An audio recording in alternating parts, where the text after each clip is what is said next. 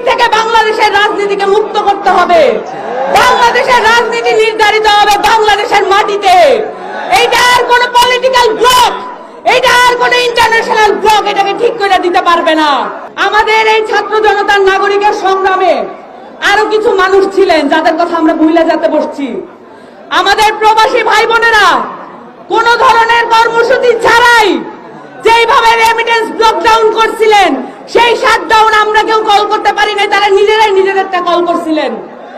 এই রেমিটেন্স শাটডাউনের পরেও তারা মিছিল নামাইছেন। ওই সব দেশে মিছিল নামানো এত সহজ না, কিন্তু তারপর তারা মিছিল নামাইছেন। এখান থেকে এখনো 25 জন সহযোদ্ধা আমাদের এখনো আরব আমিরাতে বন্দী আছে। এই 25 জন সহযোদ্ধাকে মুক্তির কোনো আমরা উদ্যোগ দেখতে পাচ্ছি না। আমরা প্রত্যেকে মাঠ থেকে এই উদ্যোগের কথা বলতে হবে। এই 25 জনকে মুক্ত করার আগ পর্যন্ত আমরা মাঠ ছাড়বো না ইনশাআল্লাহ। বাংলাদেশের সেনাবাহিনীকে নতুন করে ঢেলে সাজাতে হবে, এইটাকে বাংলাদেশের বাহিনী বানাতে হবে। আপনারা দেখছেন আমাদের দেশের মাটি ও মানুষের প্রতি এই ধরনের বাহিনীগুলো কি পরিমাণ অন্যায়, অবিচার ও জুলুম করেছে। আমাদেরকে মা বোনদেরকে বিধবা হতে হয়েছে, স্বামী হারা হতে হয়েছে, ছেলে হারা হতে হয়েছে। এই মা বোনদের দুঃখ কষ্টের নজির আমরা আর কোথাও দেখতে পাই না। বাংলাদেশকে এটার প্রতিশোধ তুলতে হবে।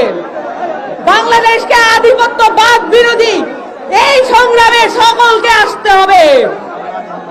সংগ্রামী সাথী ও জনতা, আপনারা এও দেখেছেন গাজায় কি পরিমাণে অন্যায় অবিচার চলছে ইসরায়েলের দ্বারা। আমাদের এখানেও একটা ইসরায়েল আছে সাউথ এশিয়ায়। আপনারা সবাই এই সাউথ এশিয়ার ইসরায়েলের নাম জানেন?